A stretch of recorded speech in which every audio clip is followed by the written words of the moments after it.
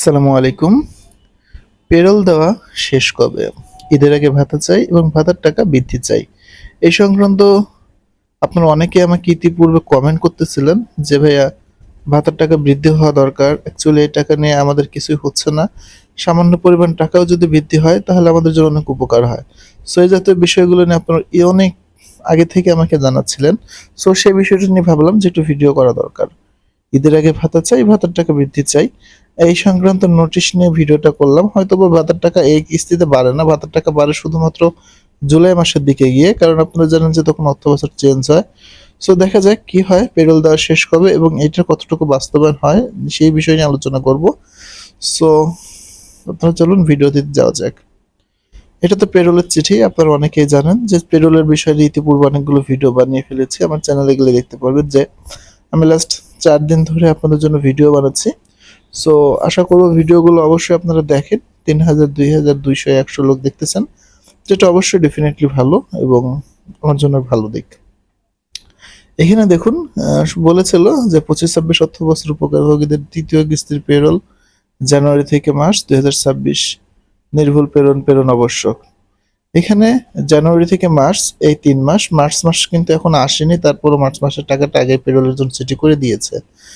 এখানে বলেছে যে ৩ই মার্চ ২০২৬-এর মধ্যে ২৫-২৬ অর্থবছরের তৃতীয় কিস্তির নির্ভুল পেরোল প্রেরণ করতে হবে।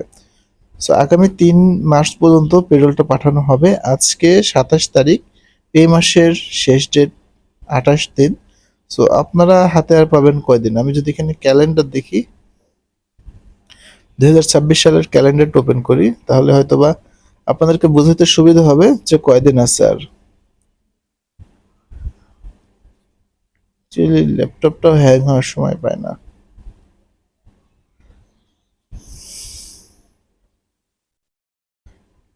সব দিক থেকে স্লো করতেছে। আচ্ছা, আমি এখান থেকে ক্যালেন্ডারটা ওপেন করে দেখি ওপেন হয় নাকি। যে কোনো একটা হলেই হলো। দেখুন এখানে ফেব্রুয়ারি মাস, আপনার আজকে ২৭ তারিখ, আগামীকাল ২৮ তারিখ মাস শেষ হয়ে যাবে। এরপর পরের মাস মার্চ মাস ১, ২, ৩ মঙ্গলবার পর্যন্ত পেরোল পাঠাবে। তার মানে টোটাল এখনো ৪ দিন আছে পেরোল পাঠানোর জন্য। আমি যেহেতু থাম্বনেইলে উল্লেখ করেছিলাম যে ঈদের আগে ভাতা চাই, অবশ্যই ঈদের আগে ভাতা চলে আসবে। যেহেতু ৪ দিন সময় রয়েছে, এই ৪ দিনের মধ্যে ইনশাআল্লাহ পেরোল দিয়ে দিবে সব উপজেলা থেকেই। আর এখানে যে চিঠির মধ্যে বলেছে ৩ই মার্চ লাস্ট ডেট। সো পেরোলটা হওয়া মাত্রই একটু সময় নেবে, ১-২ সপ্তাহ। আজকে কয় রোজা? আজকে মেবি ৮ রোজা কি ৯ রোজা হবে।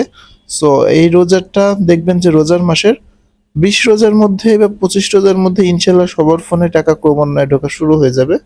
হয়তো এখন অনেকে গুরুত্ব দিয়ে দেখছেন না। তবে আপনারা জানেন যে ভাতার টাকা যাওয়ার পূর্বে কিন্তু প্রতারক চক্র খুবভাবে তৎপর হয়ে যায়। সো আপনাদেরকে রিকোয়েস্ট থাকবে কোনোভাবেই আপনাদের ওটিপি গুলো কারোর সঙ্গে শেয়ার করবেন না। আর এখানে উপকারভোগীর নিজস্ব এমএফএস রিজেন্ট ব্যাংকের ক্ষেত্রে কিন্তু টাকাগুলো যাবে। যাদের টাকা যায়নি দ্বিতীয় বা প্রথম কিস্তির টাকা, তারা একটু অনুগ্রহ করে অফিসে গিয়ে কথা বলবেন যে কেন আপনার ফোনে টাকা যায়নি, তারা আপনাকে বলে দিবে। আর কারো যদি চিঠিটা দরকার হয় তাহলে এখানে সরাসরি সমাজসেবা অফিসের যে ওয়েবসাইট রয়েছে, ওয়েবসাইটে এসে ২০ নম্বর চিঠিটা দেখলেই আপনি দেখতে পারবেন যে পেরোলের চিঠিটা দেওয়া আছে। সো এখানে দেখুন ২৫-২৬-এর তৃতীয় কিস্তি নির্ভুল পেরোল। সো এই ছিল মোটামুটি। ধন্যবাদ সবাইকে ভিডিও শেষ পর্যন্ত যদি কেউ দেখে থাকেন। আই হোপ পরবর্তীতে আপনাদের জন্য ফ্যামিলি কার্ড নিয়ে আরো বিস্তারিত ভিডিও বানাবো যদি কেউ আগ্রহ প্রকাশ করেন। আমি যদিও একটা এখানে পোস্টে বলেছিলাম যে ফ্যামিলি কার্ডের নিয়ে কোনো কিছু করা যায় কিনা। আপনার দেখে অনেকে আমাকে বলেছেন যে ফ্যামিলি কার্ডের বিষয়ে ভাই ভিডিও বানান, আমি আপনার ভিডিওতে অপেক্ষা থাকবো। সো আপনাদেরকে ধন্যবাদ যে এত সুন্দরভাবে আগ্রহ প্রকাশ করেছেন। এবং আপনারা জানেন যে আমি ইতিমধ্যে কিন্তু ফ্যামিলি কার্ডের বিষয়ে ভিডিও একটা করে ফেলেছি, যে ভিডিওর মধ্যে দেখিয়েছে যে কিভাবে ফ্যামিলি কার্ডগুলো বন্টন হয়, কারা পাচ্ছে। এই ভিডিওটা দেখলে সে বিষয়টা জানতে পারবেন। সো ধন্যবাদ সবাইকে, দেখা হবে পরবর্তী ভিডিওতে। ভালো থাকবেন, সুস্থ থাকবেন, শুভরাত্রি।